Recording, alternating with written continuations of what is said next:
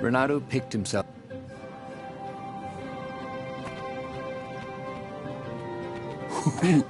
Ooh, a workbench. Did he have any jewels he hadn't tried out? He had.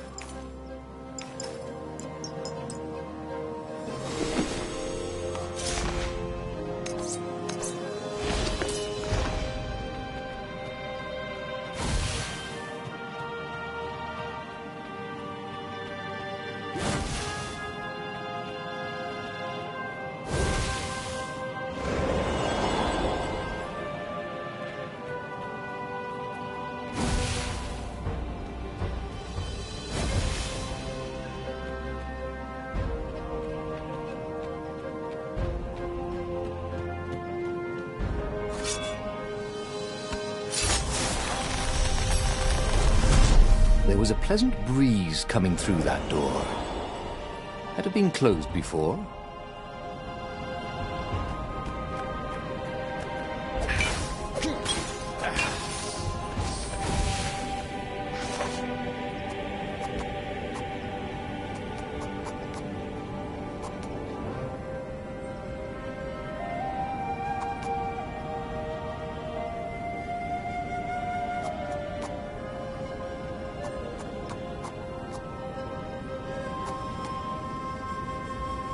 Haven't you always wanted to do that?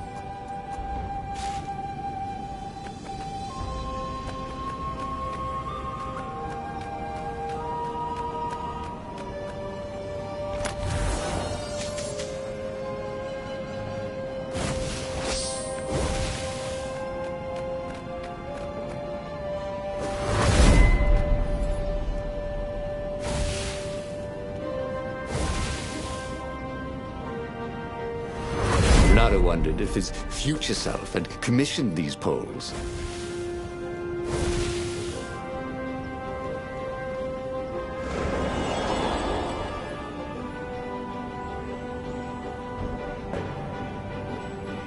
They paused to catch their breath. It was strange to be so close to her. "What are you thinking?" he asked. "I'm trying very hard not to think." "Me too," he said. Up ahead, he could see the thin silver of Zenobia's personal ship. It looked fast. They would leave all this behind.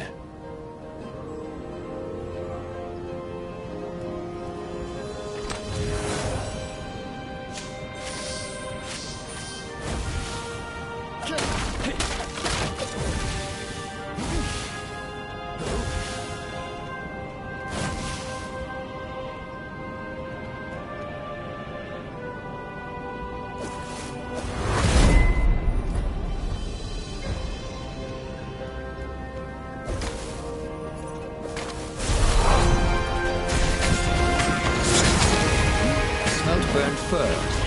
His.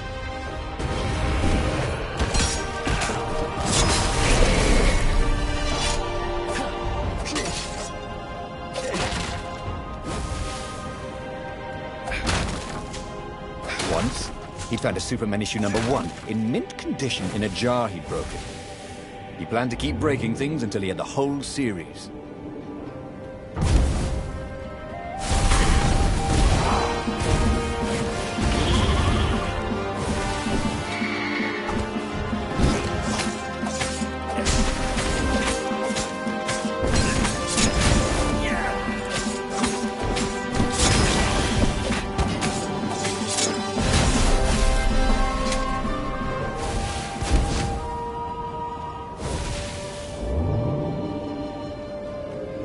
No skateboarding, the sign said.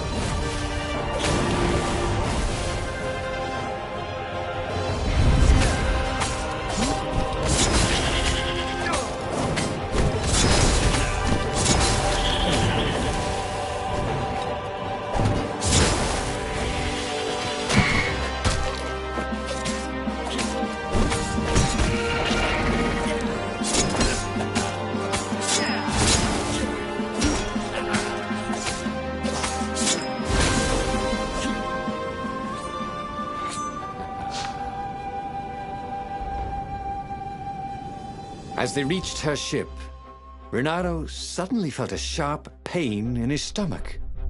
He was surprised to see a crossbow bolt sticking out of it. I was going to lead the Empire to our secret base, said Lapino. But no, you had to screw up my plan because you still got a thing for her. Renato stared at Zenobia. The kiss. Was it real? She said, with a look of indescribable sorrow. She gestured and said an arcane word, and Lapino went flying into the abyss, screaming, "I'm telling your father!" Then she knelt down to cradle his head, and her paws felt very soft and warm. And just like that, he was alive again, and back on the Farfarer, still fleeing burning Ubar. The book was still open before him. So, the book was a portal. It took you to the future, when your destinies would branch. He had failed and died 3 times, but he'd learned another true thing. Lapino was a traitor. Renato had suspected there was something wrong with the Mad Rabbit, but now he knew there was malice behind his goofiness.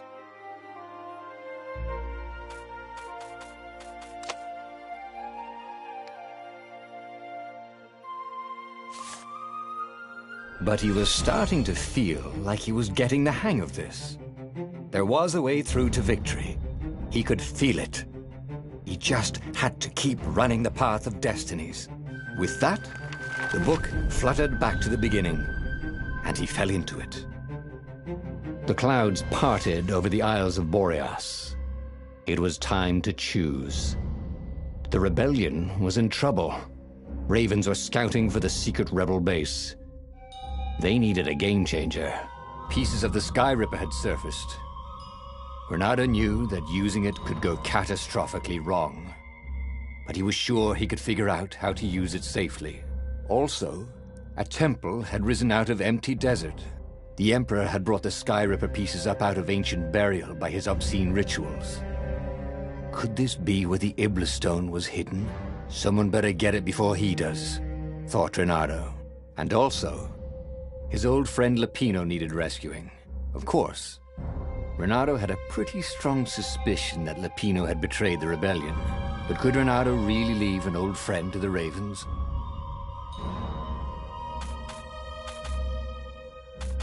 The island was windswept desert.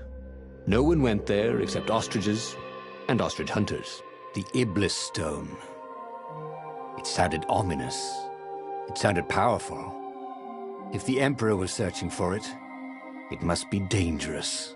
And so, Renato went ostrich hunting.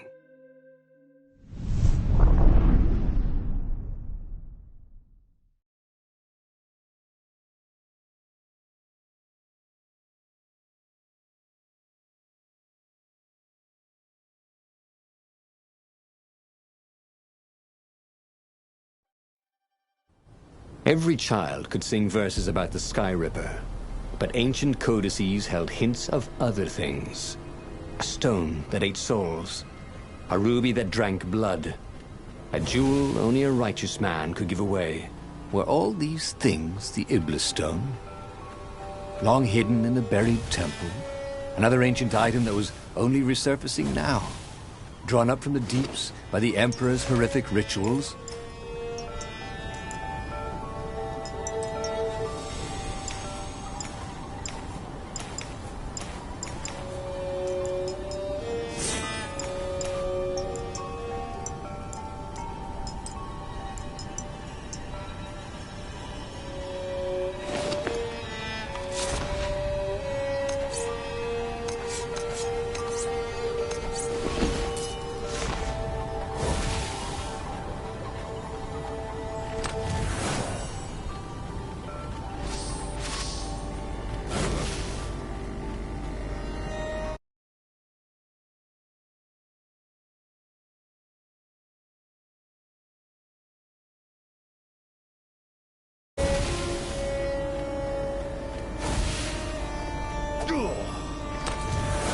This chest made music when you opened it. Too bad it was Muzak.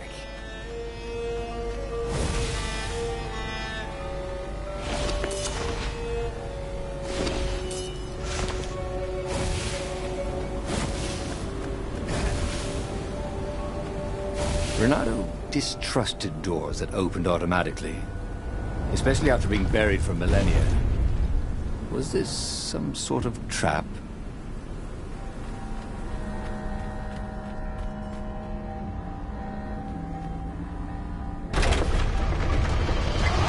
Snack time, boys!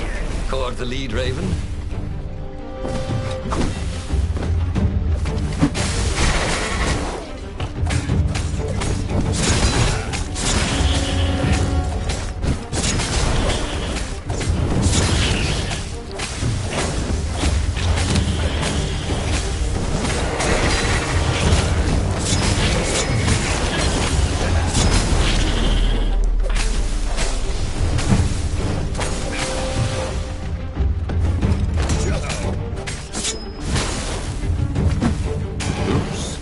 Thought, Renato?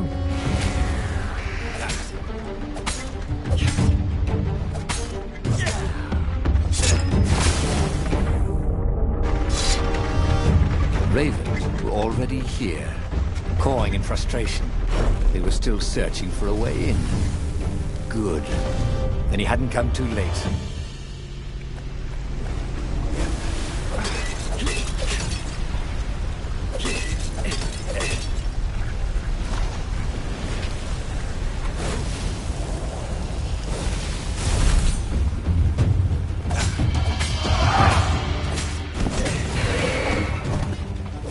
Rushed. Aww.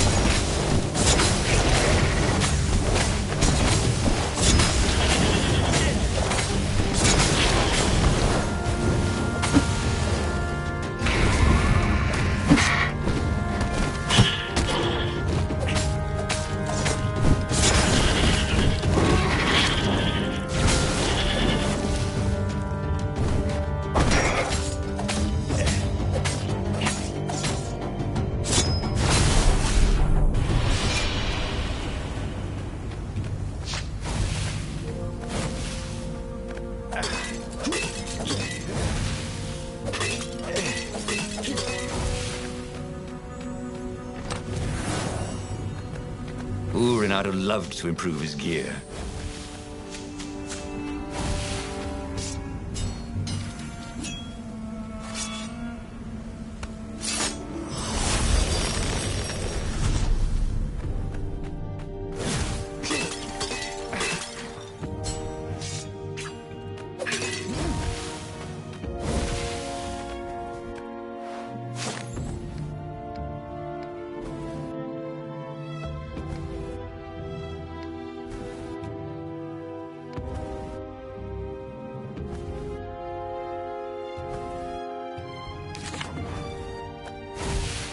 Think of all the artisans he was creating employment for. Truly, he was a job creator.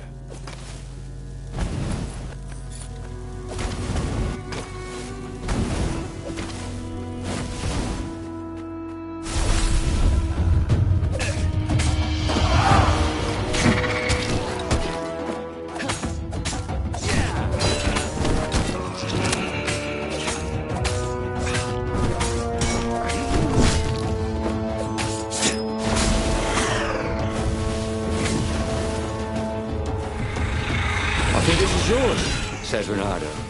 But he couldn't hear his enemy's answer.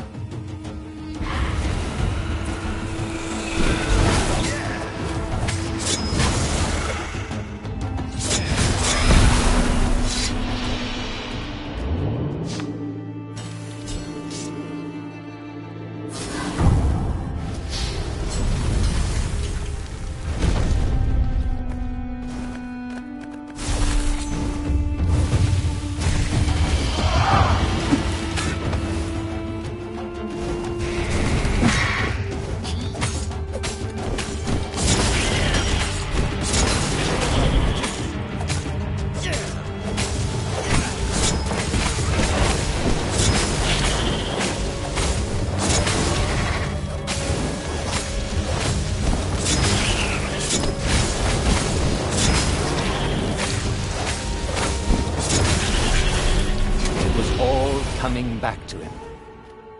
He wondered what he'd remember next.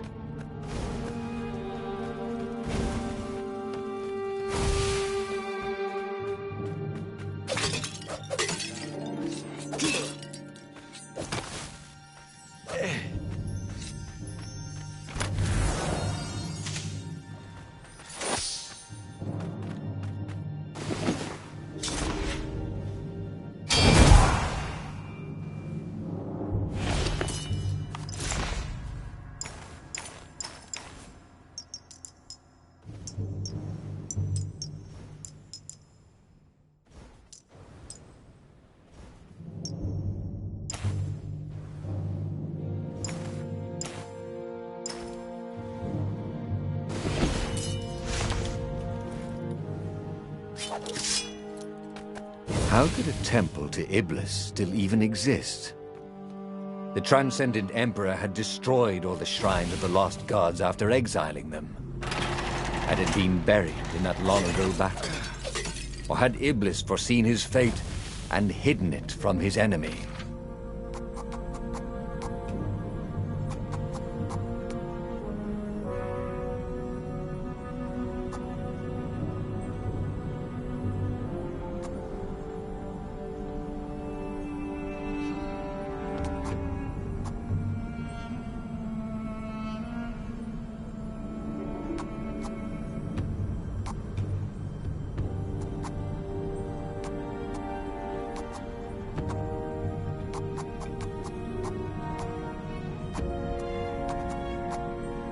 Well, he'd always wanted to do that.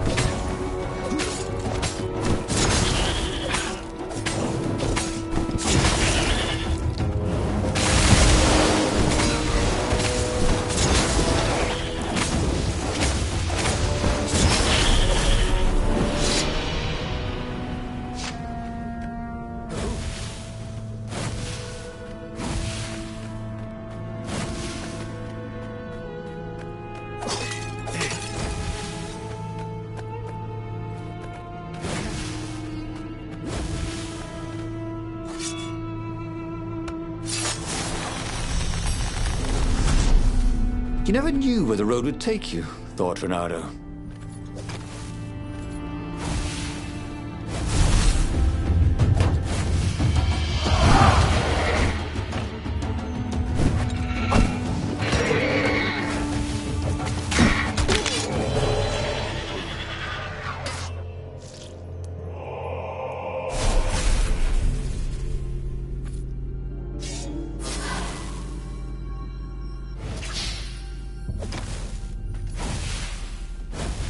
Look, it's not personal, but your mother wears army boots. On her ears.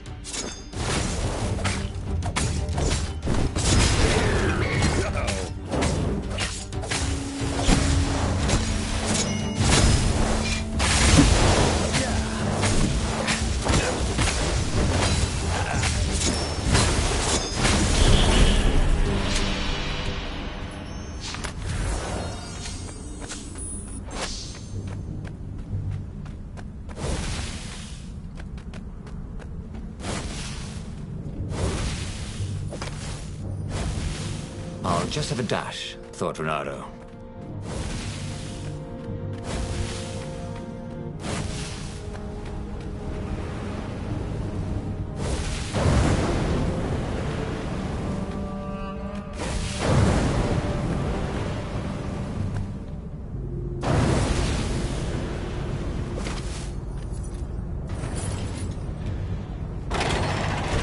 The Ravens at least could not get past this point.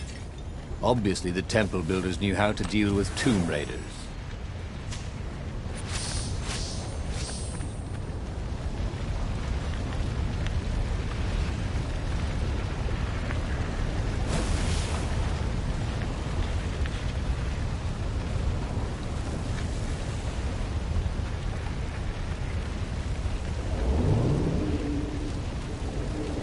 thing Renato didn't have vertigo.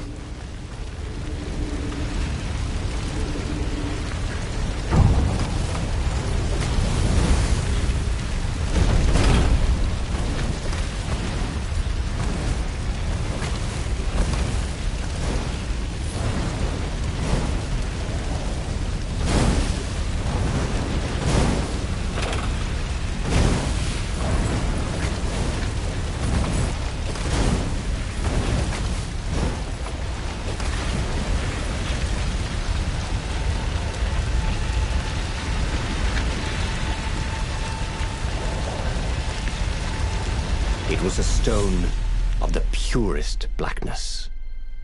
It reflected no light, like a void made solid. Nervous, he picked it up.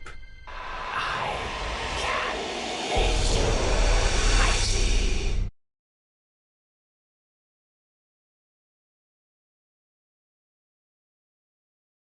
That blood. It was the stone. Eager, thirsty. Kill the Emperor's daughter.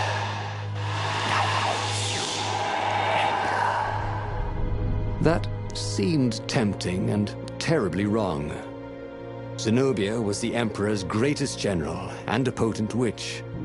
But they had been close once, and Renato wasn't sure he really wanted to be Emperor. Why not capture the core of Skyripper instead? It was the eye of a lost god, torn out by the Transcendent Emperor to power his greatest weapon. "Not the core," said the stone anxiously.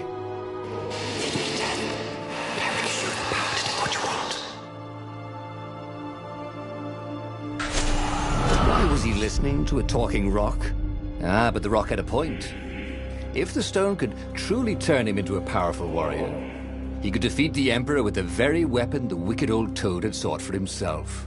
To be a hero, you had to sacrifice old friends sometimes, especially when they've become enemies.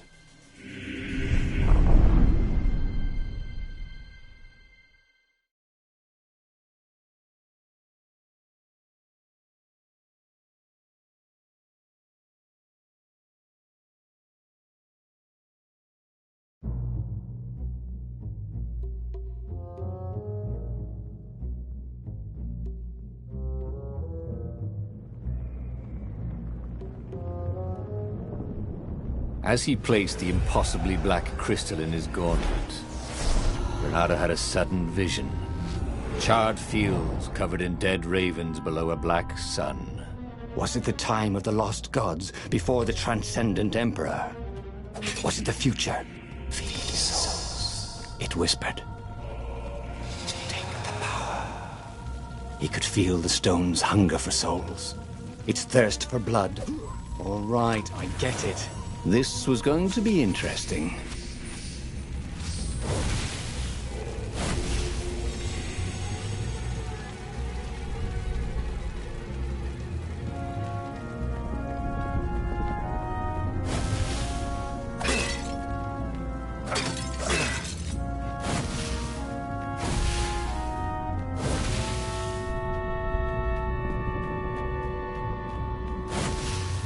What was really fun was hooking yourself onto a moving ship.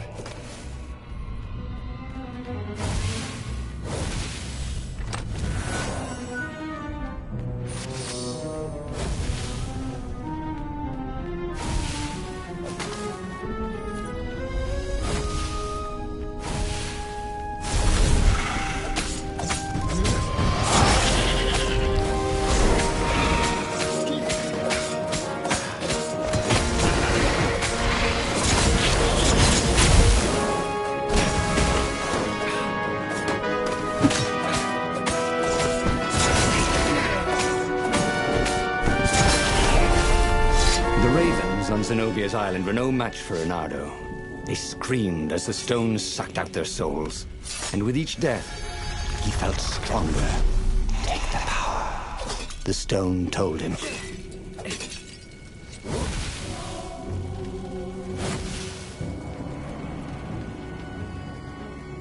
How could you convince a firewall you're its friend?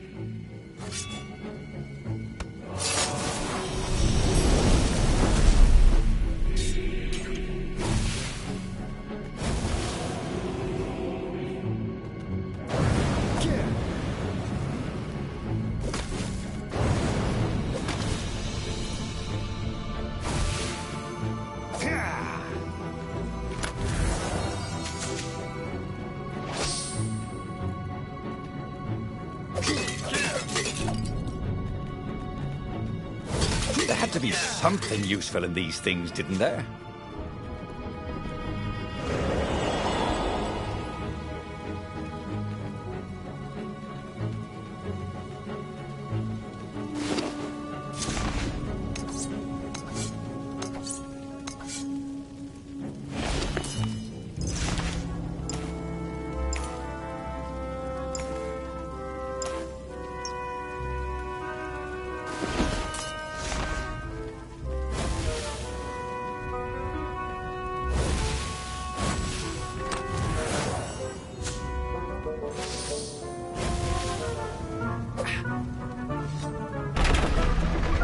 Couldn't do worse with Zenobia than he'd done with the core, could he?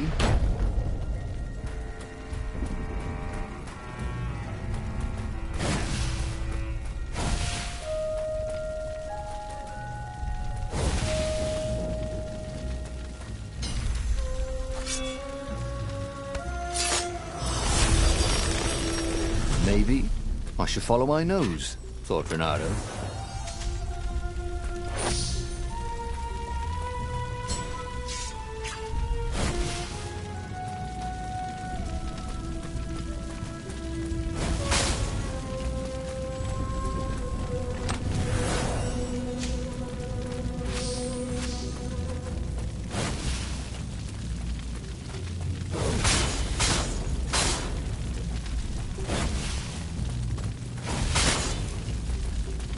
Ha! Bet you never saw that coming.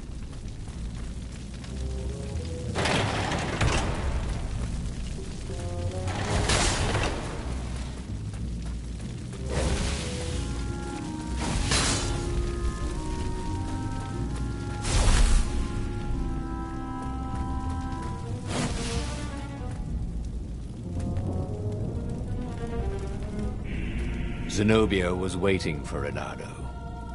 She was alone, confident as always. Fire danced at the tips of her claws. Are you here to surrender? She seemed as cocksure as he felt. But she didn't know he had the stone. And I've missed you too, love. He chuckled. She spotted the stone and bolted without another word.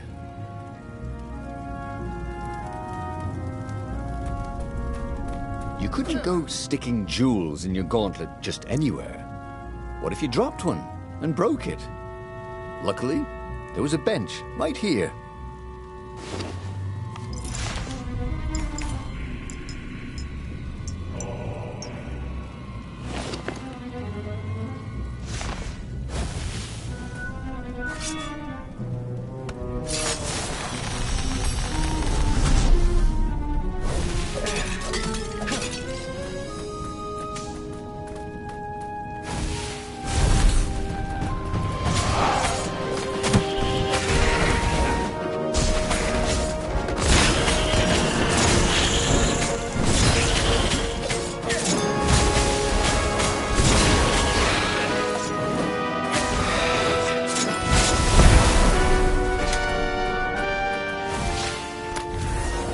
This one contained nothing but unmatched gloves. And something more useful.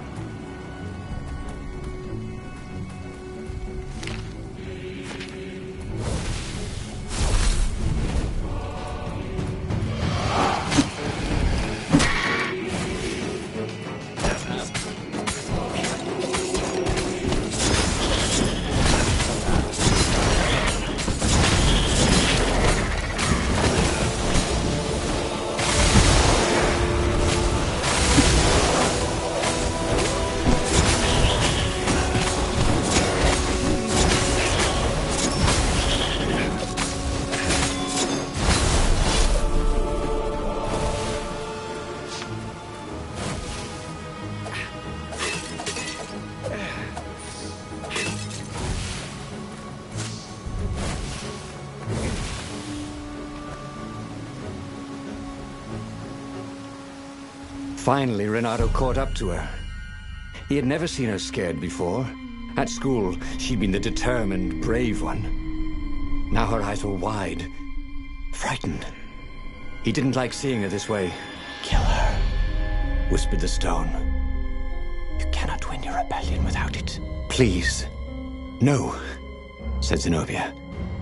"Not that way." Oh, they had been so close once. Could he really feed her soul to his demonic gem? But if he spared her, he would not get the full power of the stone. Oh, how could he be the hero he wanted to be?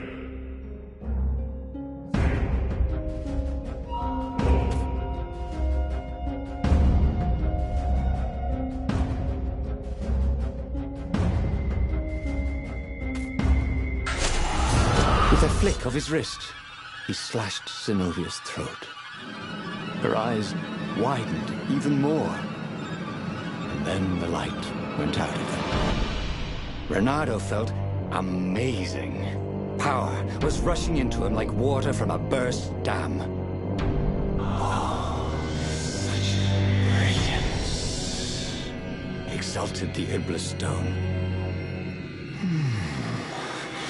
Tasty. Reynardo returned to the Farfarer and set a course for the Nexus.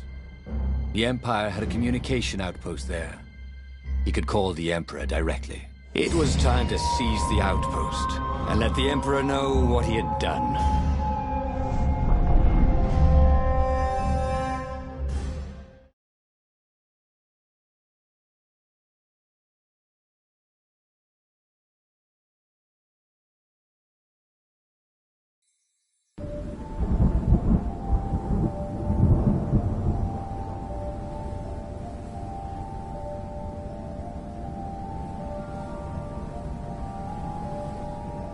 The Nexus was beautiful. He'd never realized how beautiful. Everything glowed. The wind was so sweet. The sun so soft. The stones so warm. Black raven feathers. Black feathers. Suddenly, his eyes are filled with them. He's falling through smoke under a dead sun. A voice calls him home. Is this a vision? Whose? Is this the time of the lost gods? Or the future? No matter. What mattered now was killing his way to the Imperial outpost and challenging the Emperor from there.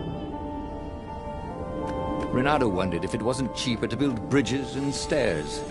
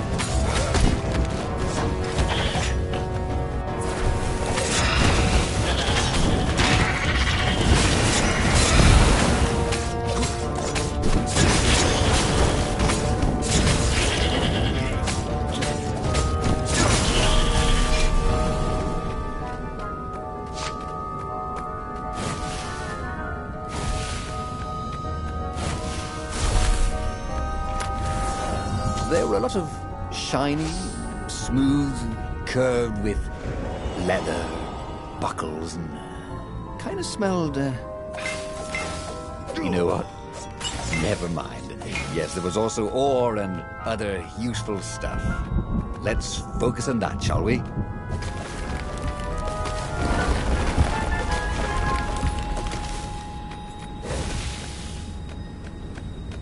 Up ahead was Lupino. What was he doing here? Reynardo! Hey, buddy! Hey there, old buddy! Please don't kill me! Why would I kill you? asked Reynardo, although he had been thinking about it. Well, you've become... look, I mean, no disrespect at all here. Kind of evil? Maybe you should, I don't know, go to the mountains to have a think? See if maybe you're sure the stone is not all that healthy a thing to keep? I suppose you wanted, Reynardo said, and poked Lapino in the chest for emphasis. Oh, had he just killed Lapino? Oh, damn it.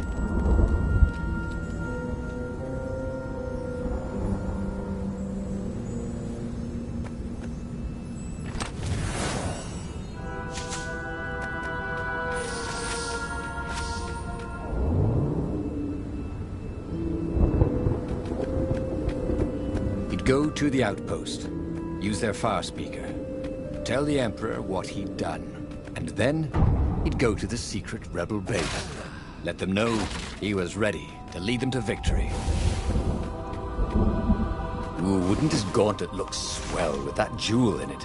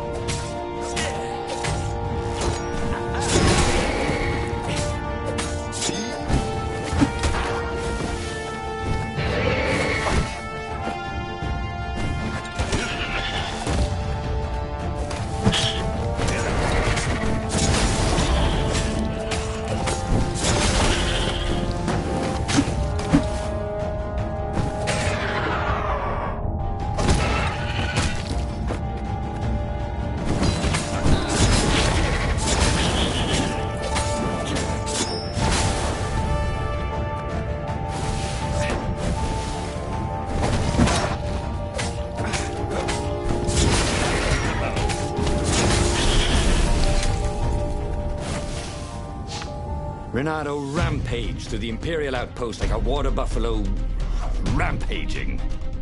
At the last moment, he remembered not to kill the far speaker Toad. After all, he wanted a word with the Emperor. But there was only silence. Haha! The Emperor was scared, like little girl. Well, he would gather the rebel army and slaughter the Imperial fleet. Applauded the Iblistone. Tremendous. Then the Emperor would have to answer his far speaker, wouldn't he? Who are you? Asked a distant voice that sounded uncomfortably like Zenobia. What have you become? The mountains. Go to the mountains, urged another that sounded a bit like Lapino.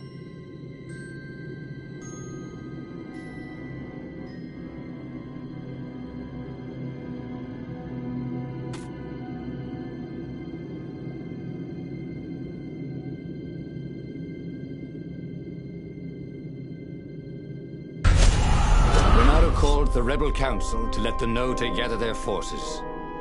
Then he killed the far speaker Toad. Why? Oh, because to make sure his sword was sharp. Oh no, that's awful. So no one else could use it. Yes, that's it. Then he set off for the ruins and the secret rebel base.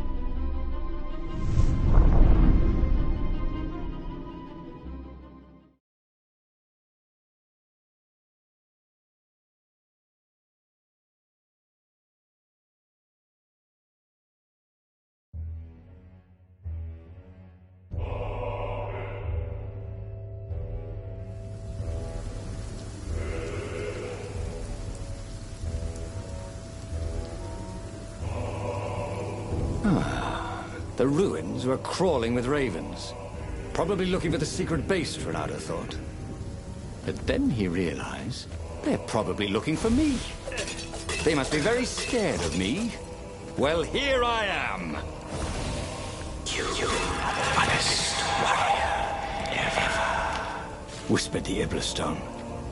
And he had to agree with it, for once. Who was as good as Reynardo?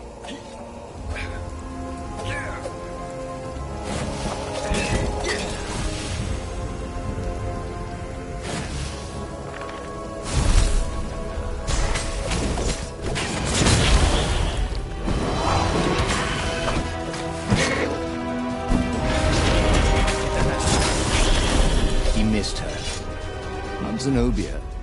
Hypatia, the kid's mother. Reynardo had never thought he'd date a librarian.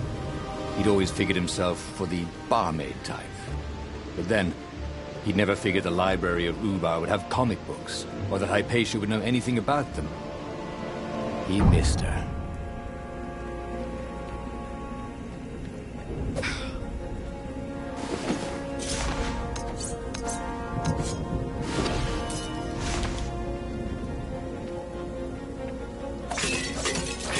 It was definitely easier to fight inanimate objects.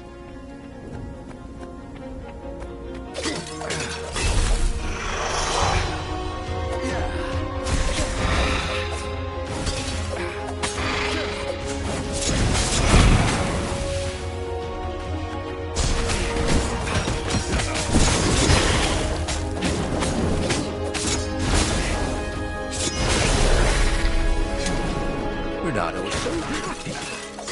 The stone was the best friend he'd ever had. Really? Who would bury such a treasure in the desert?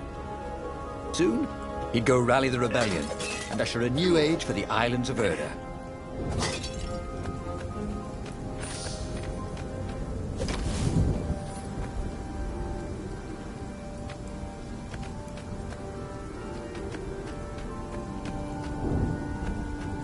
If I craft a sword now, it's going to be really short.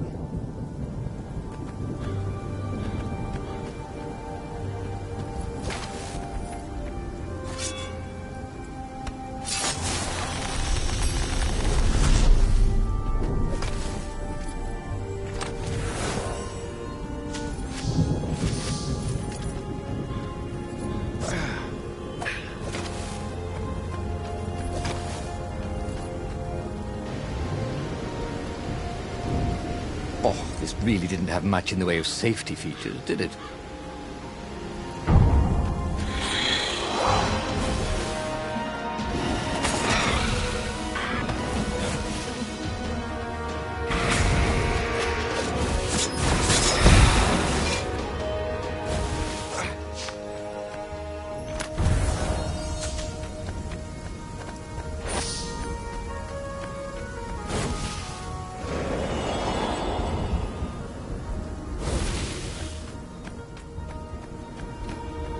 That was always a rush.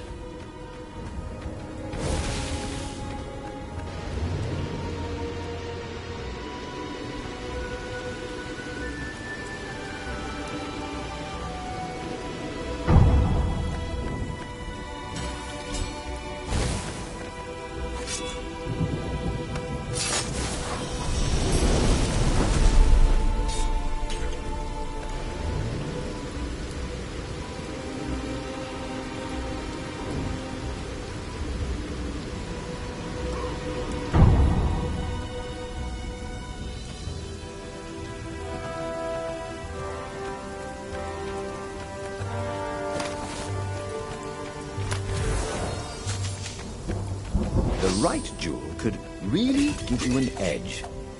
The wrong, well, it still looked pretty, didn't it?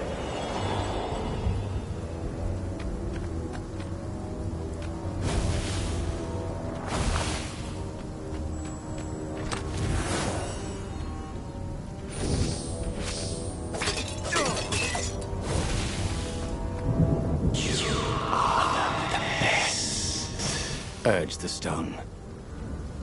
Let it make you an emperor. Come to think of it, Reynardo thought as he put down another raven, why shouldn't I be emperor? How did anybody get to be emperor anyway? By making war. I mean, not counting the transcendent emperor, obviously, who had vanished the Lost Guardian style time. Yes, he should be emperor. He would make a great emperor. Right, Stone?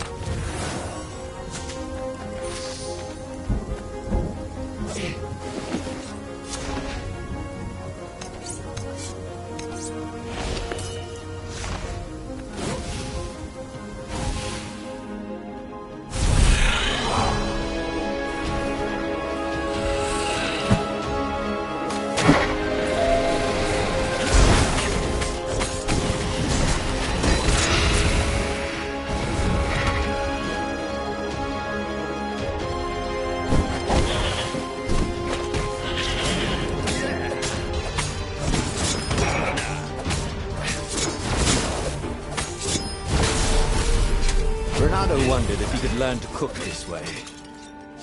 Probably not.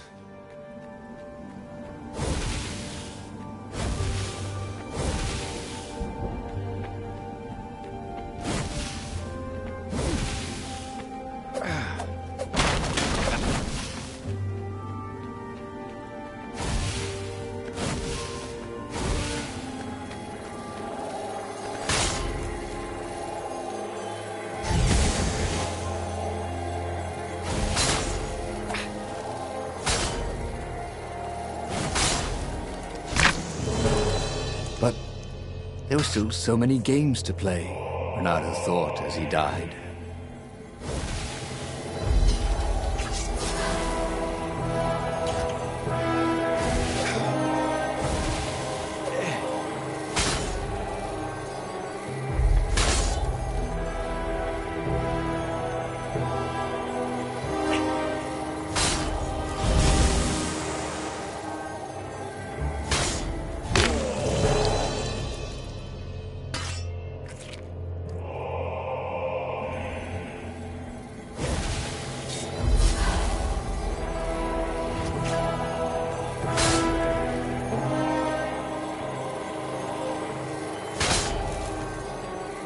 Bernardo hated gogglers, but it freaked him out to cut them.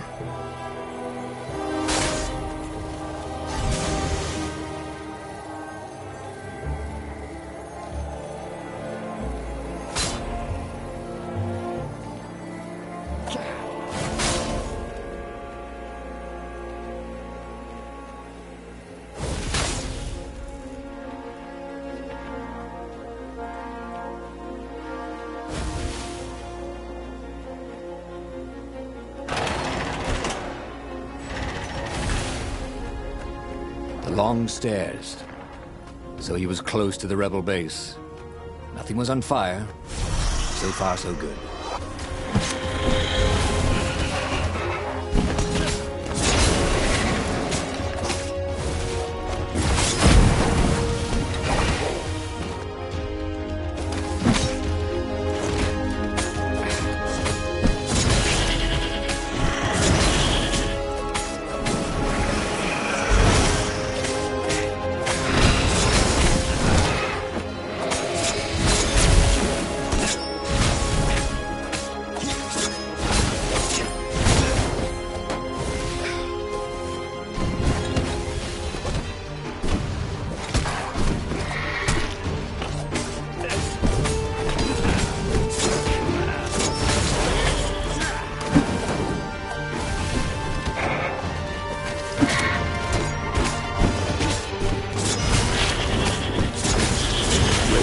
Smell any better dead, Bernardo thought.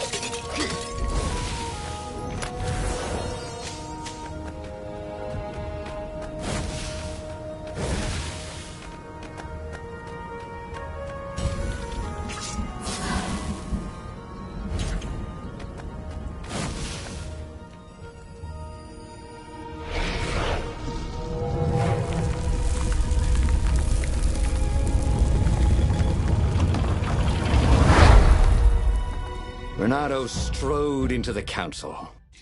Let's do this thing. Let's make me Emperor. They looked confused and nervous. Ah, had he mentioned the Emperor thing? Yeah, he meant to bring that up later. I mean, let's go win this rebellion! He waved his sword around encouragingly. They ran. Cowards. He'd stop them. He cut down a few to inspire the others. But soon, there was no one to cut down. Well then, he'd have to attack the fleet alone. More for me, he said. Unless it was the stone that said it. Traitors. Traitors, all of them. They'd run rather than following him, rather than cheering him. What should he do to the cowards? Anything he wanted to. After all, he was a true hero, the best warrior there ever was. No one could stop him now. But first, finish him. The Emperor, that is.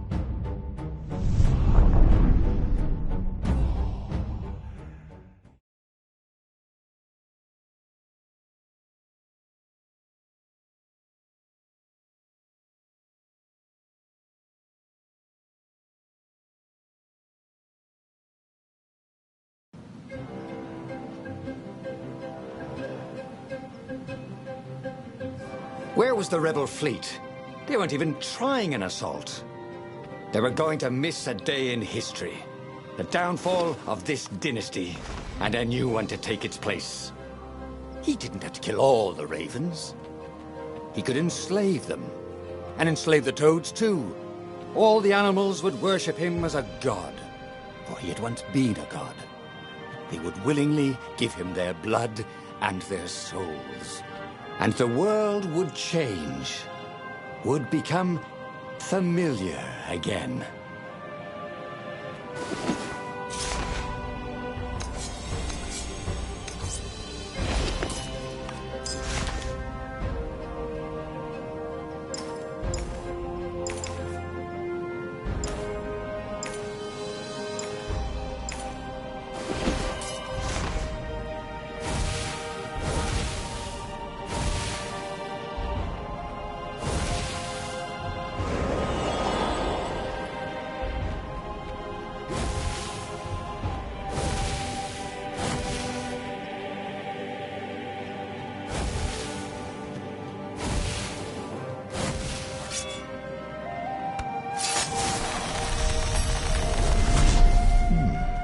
He hadn't noticed that path before.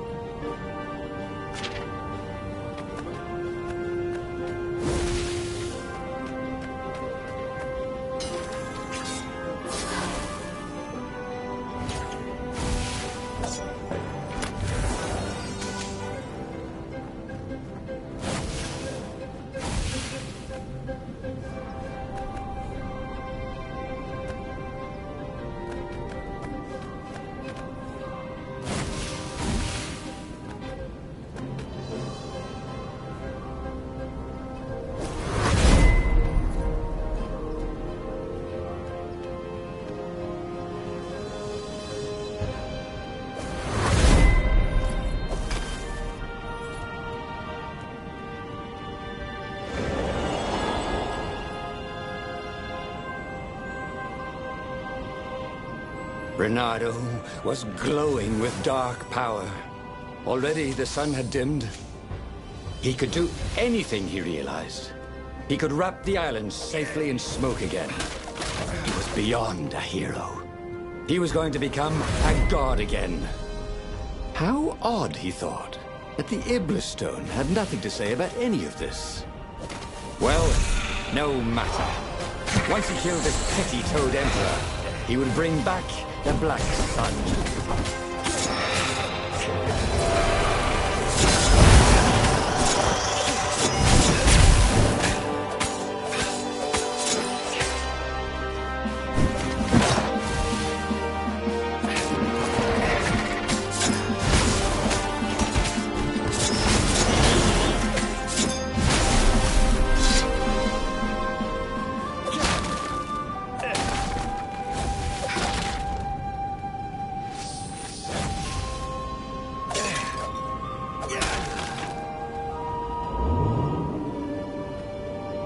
There were stickers all over the platform for really hot lady horses, with pictures, addresses and everything.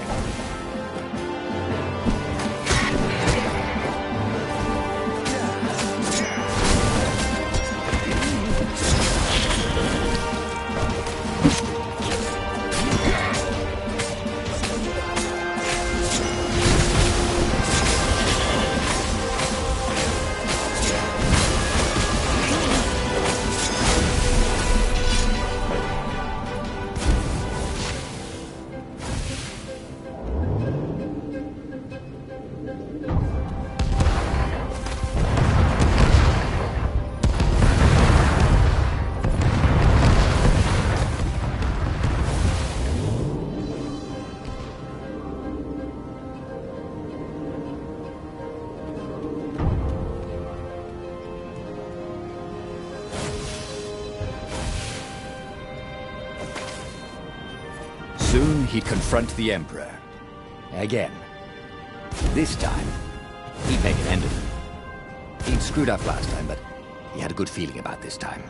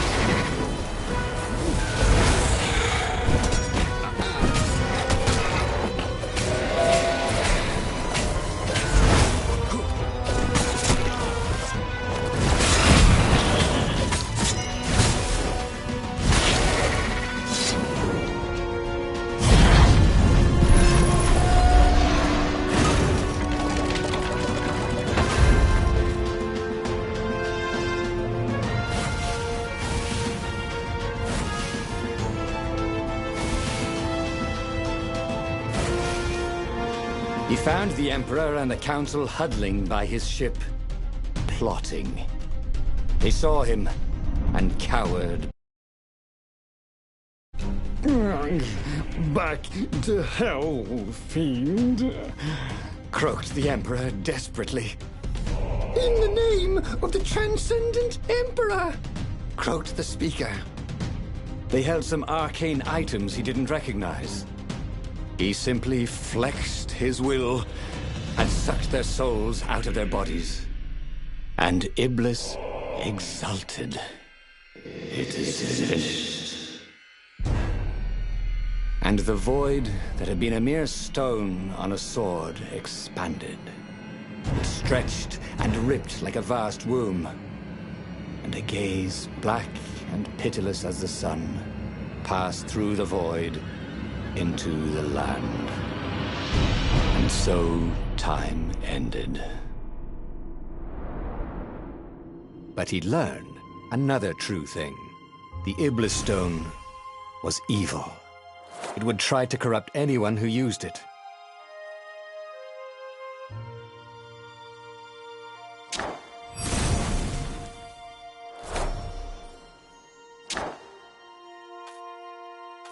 There would be a way to win.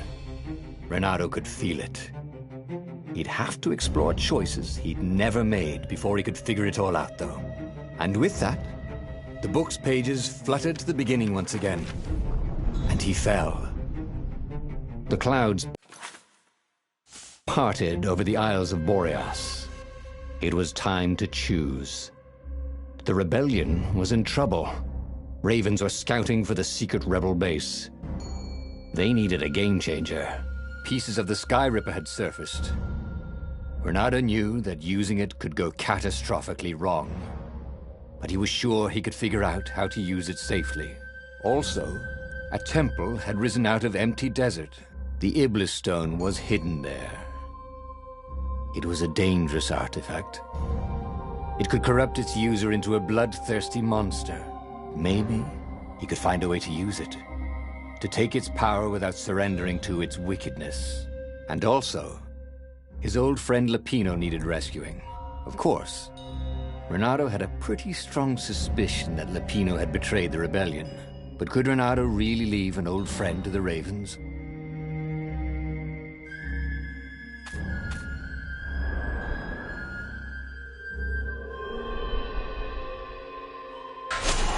The island was windswept desert. Nope.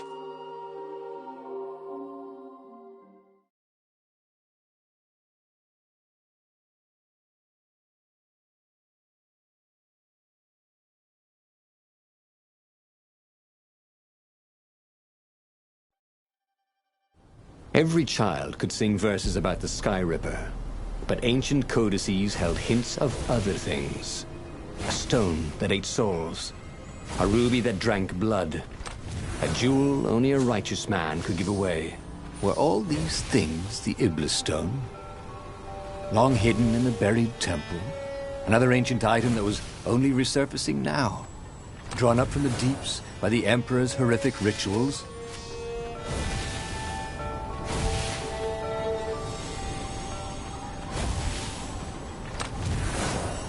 Fresh socks, thought Renato. Please be fresh socks.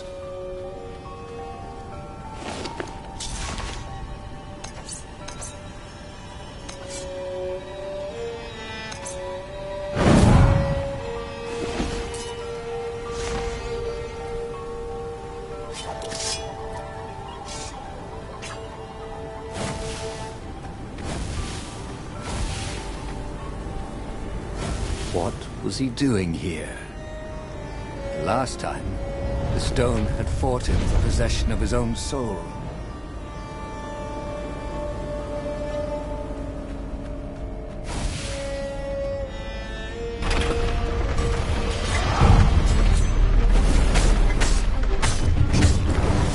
Those flames really bring out your eyes.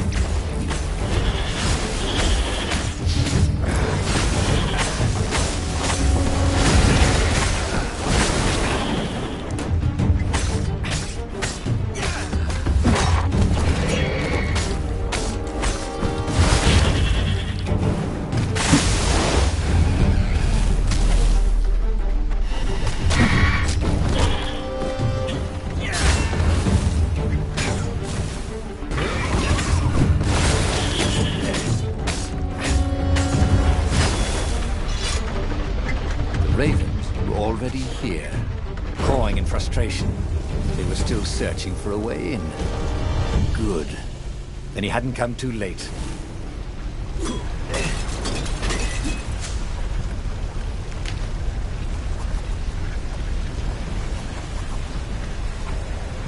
Every day he was getting better and better.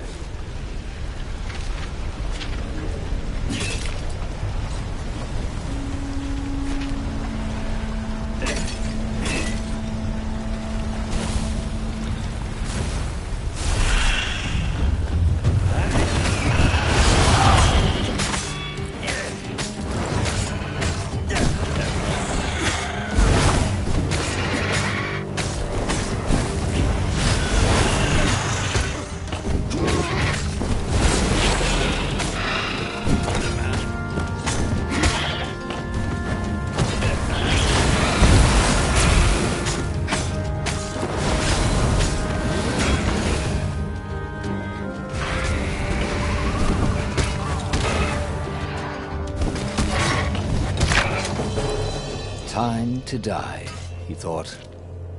And it was.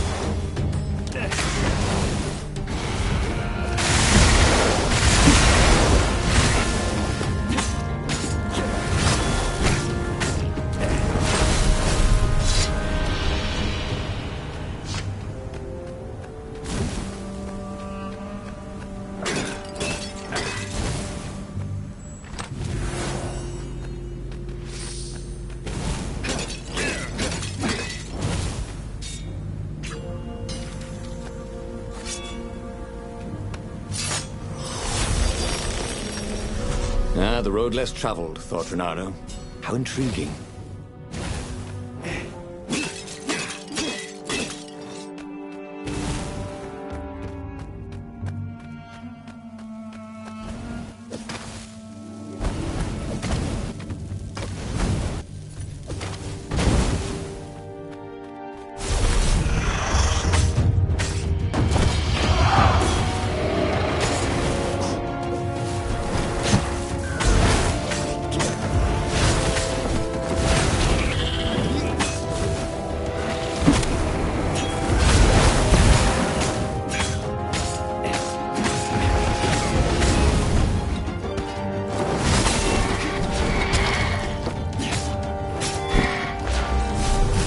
Say hi to gravity for me.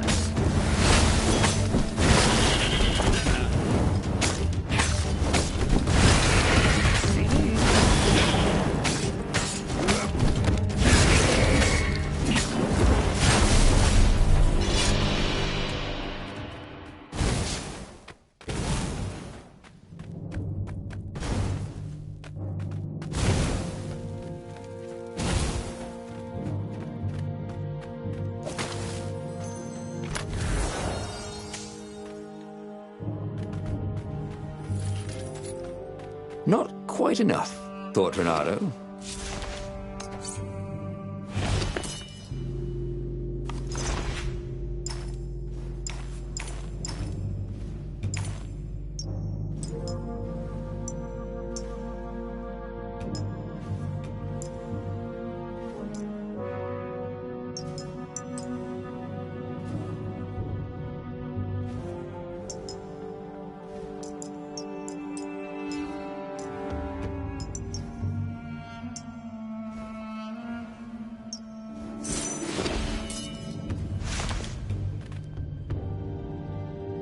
There had to be some way to use the Iblis Stone.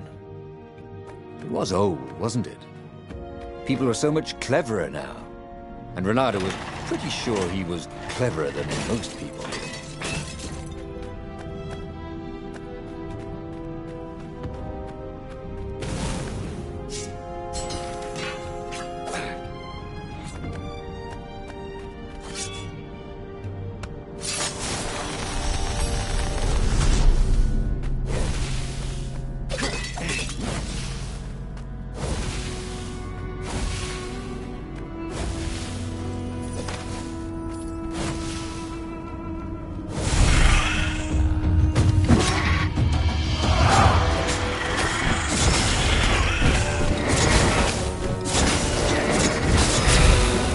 Sometimes, at home, he waved his sword around for hours.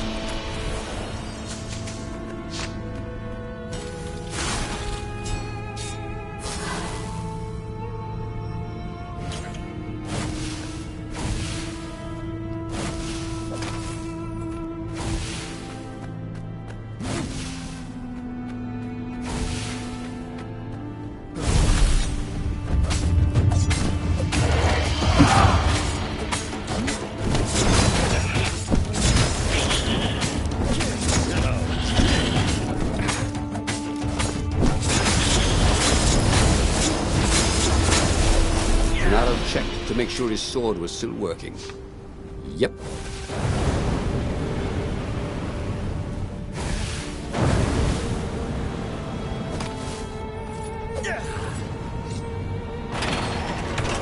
The Ravens at least could not get past this point. Obviously, the temple builders knew how to deal with tomb raiders.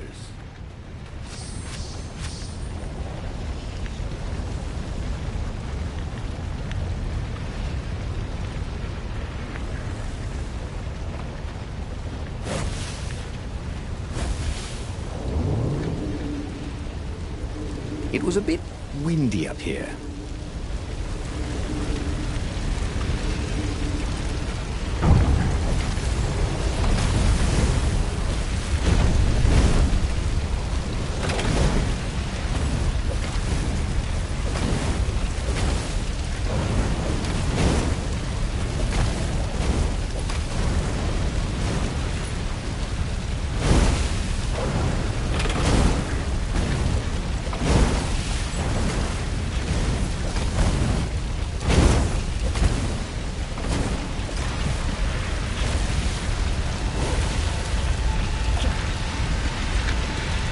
It was a stone of the purest blackness.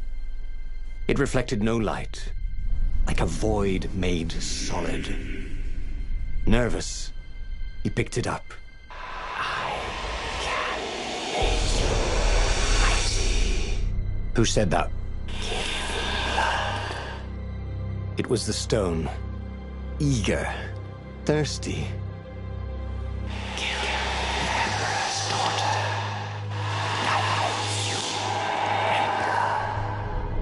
That seemed tempting and terribly wrong. Zenobia was the Emperor's greatest general and a potent witch. But they had been close once, and he had a sneaking suspicion the gem would try to control him. Why not capture the core of Skyripper instead? It was the eye of a lost god torn out by the Transcendent Emperor to power his greatest weapon. "What's the core?" said the stone anxiously.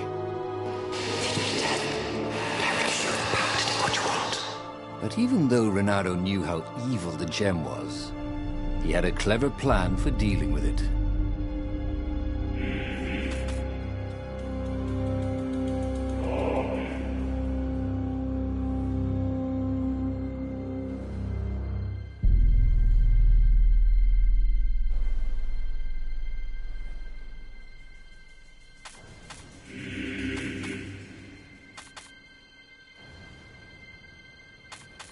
The gem could give great power, but it was evil. But Renato had a plan. He would divide the stone into the power half and the evil half. He sought out the sage Calaveras. Oh, you need a mirror of splitting. Croaked Calaveras. I can make one. Calaveras set up various shiny things. And soon Renato was setting the stone down in the middle of Calaveras' lab. There was a flash, and now Renato was looking at himself. Except with a mustache, and a goatee, and darker hair. There were two Iblis stones. One light, and one dark. Renato took the light one. He felt a rush of great power. Now I could defeat the Emperor. Wait a minute. Unfortunately, he couldn't think of any way to use it without hurting someone. That wouldn't be nice. "Give me that," said his evil-looking twin. And he drew his sword. He only got it halfway out of the scabbard when he fainted from the effort. Obviously, neither weak, evil Renato nor powerful, nice Renato was any threat to the Empire.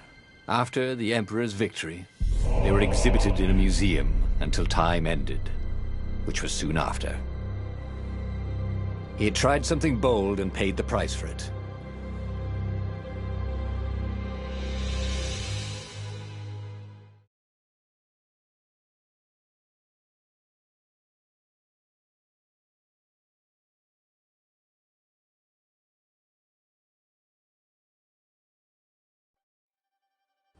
Every child could sing verses about the Skyripper, but ancient codices held hints of other things. A stone that ate souls, a ruby that drank blood, a jewel only a righteous man could give away. Were all these things the Iblis stone? Long hidden in a buried temple? Another ancient item that was only resurfacing now? drawn up from the deeps by the Emperor's horrific rituals?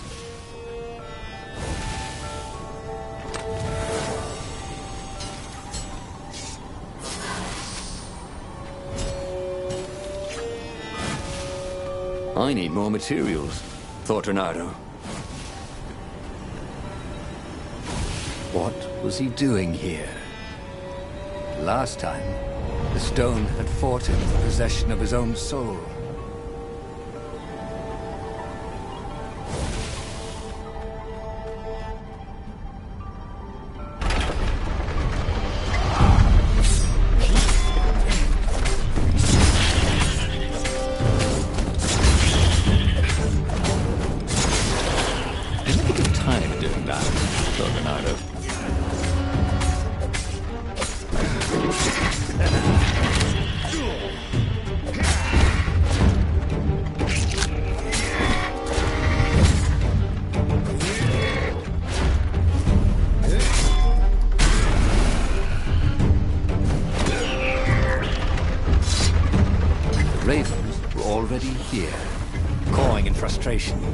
They were still searching for a way in. Good. Then he hadn't come too late. Impatient.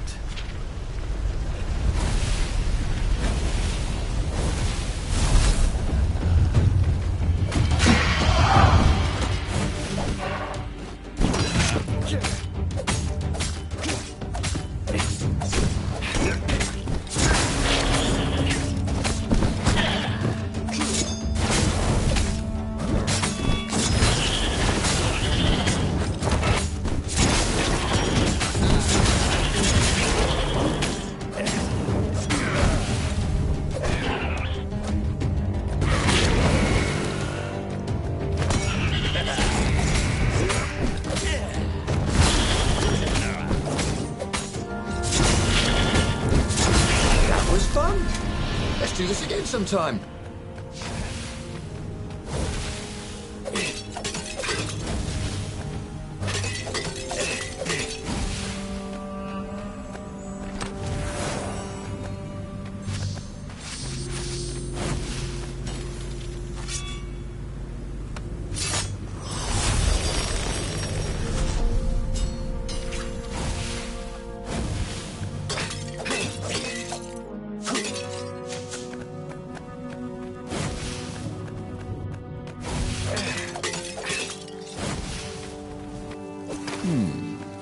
A road less traveled. This could be fun. If it wasn't fatal, that is.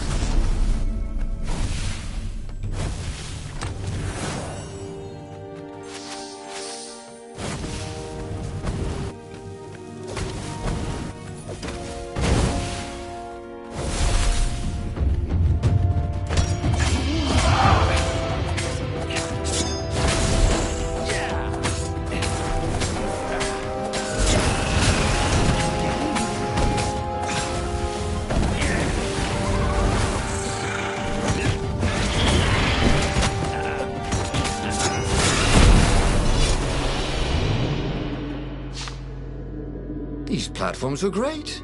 Renato wanted one for his house.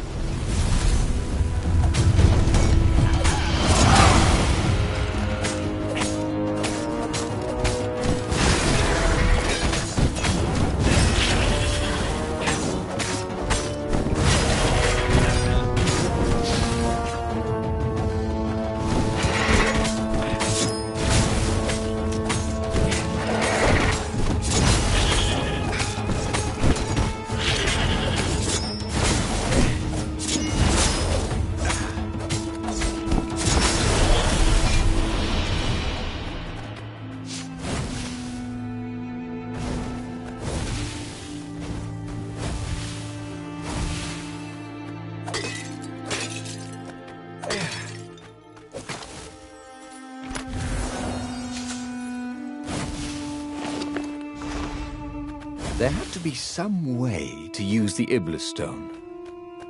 It was old, wasn't it? People were so much cleverer now. And Renato was pretty sure he was cleverer than most people.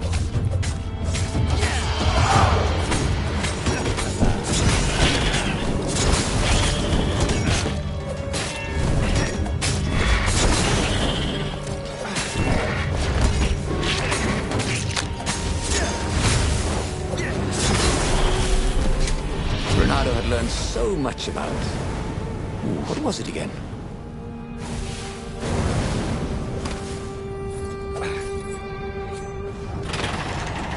The Ravens at least could not get past this point.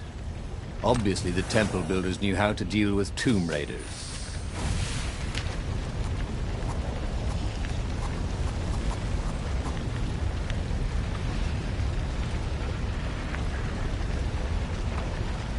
He was more and more extraordinary.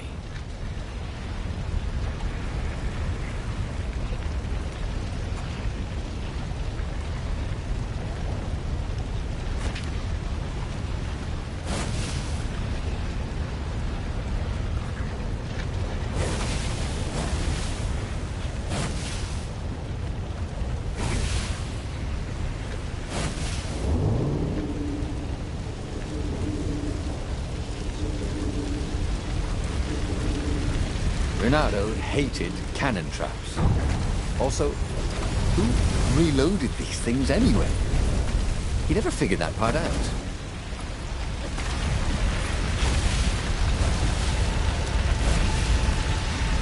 It was a stone of the purest blackness. It reflected no light, like a void made solid. Nervous, he picked it up. It was the stone. Eager. Thirsty. Kill the Emperor's daughter.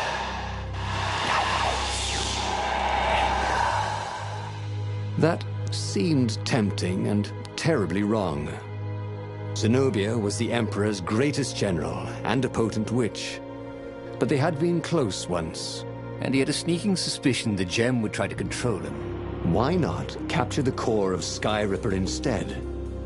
It was the eye of a lost god torn out by the Transcendent Emperor to power his greatest weapon. "It's the core," said the stone anxiously.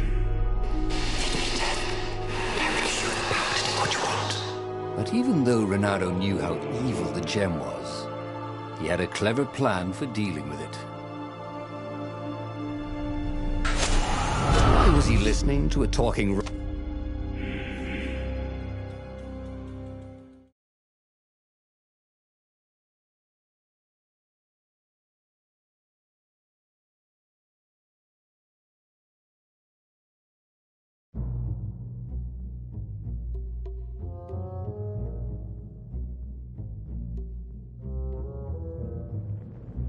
As he placed the impossibly black crystal in his gauntlet, Renato had a sudden vision.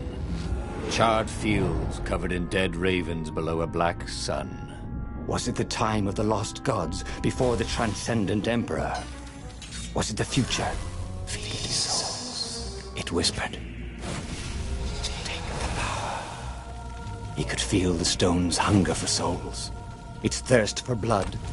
All right, I get it. This was going to be interesting.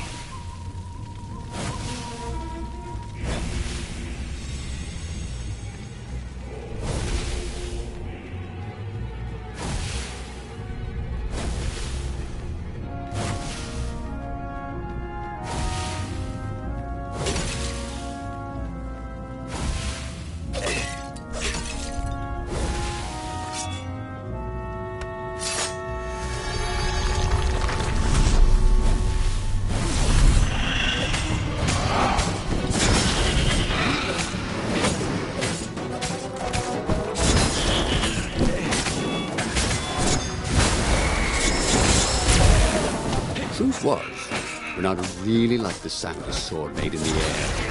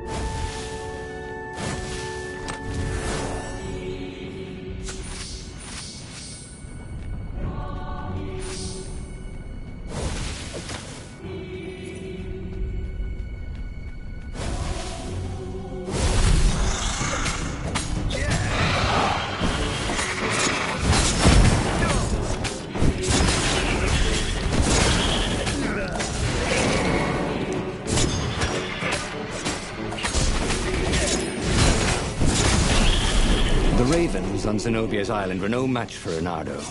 They screamed as the stones sucked out their souls, and with each death, he felt stronger. Take the power, the stone told him.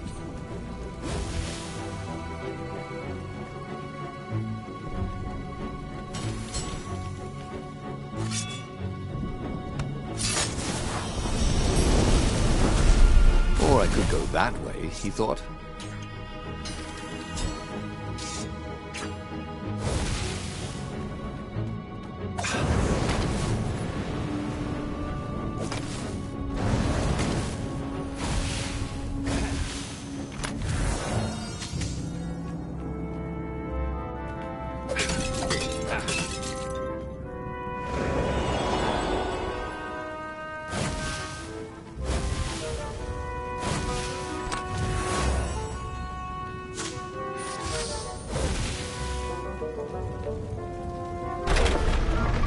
Couldn't do worse with Zenobia than he'd done with the core, could he?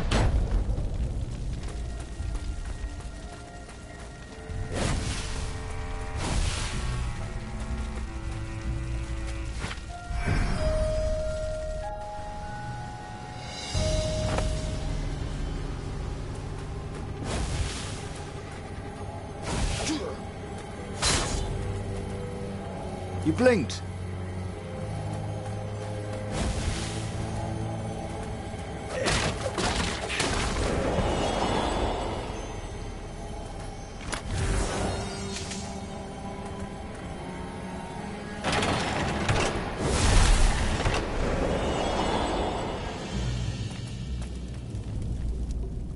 Zenobia was waiting for Reynardo.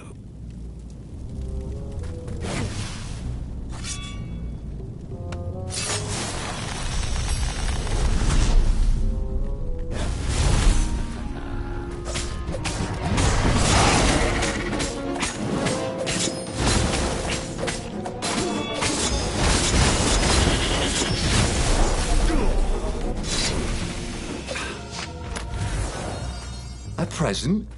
For me?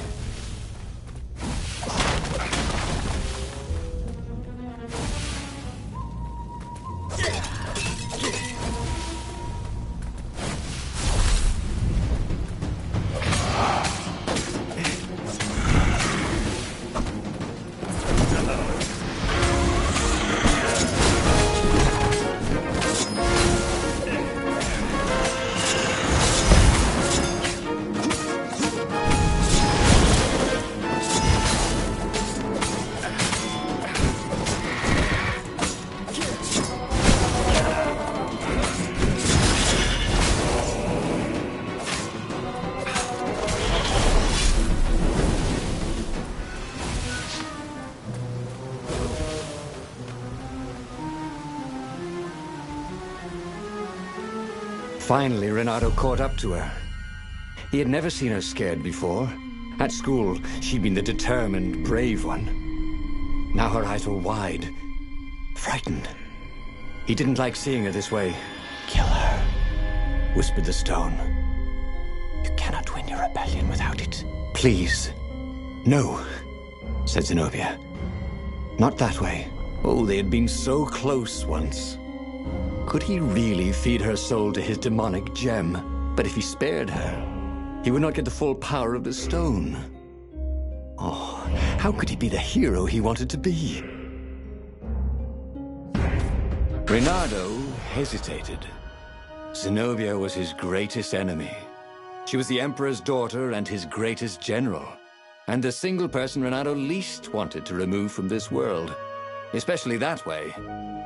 She was holding her arms out before her, hands fluttering, fending him off with hopeless urgency. Nope, she was weaving a spell. He couldn't move. "This thing is evil," she said. She slid the Iblis stone out of its slot in his gauntlet and slipped it into a bag. "Maybe we can learn from it."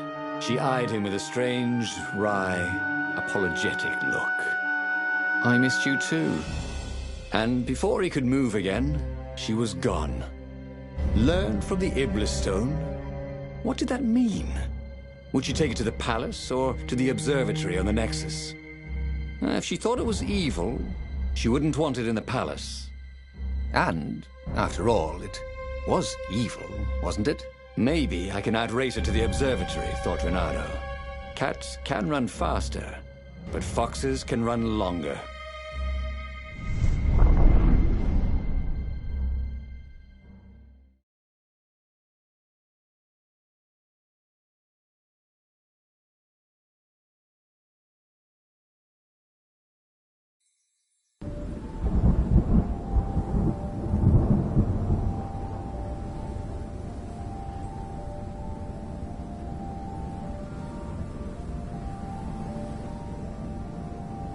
Renato felt a little sick. Ever since Zenobia had taken the stone from him, he'd felt an ache that wouldn't go away. He missed it. He wanted it back. He needed it back. Why hadn't he killed her when he had the chance? She was the enemy. He hadn't even seen her in 14 years. Why had he hesitated? You're a sucker for an empowered woman. Renato kicked himself. Don't make that mistake again.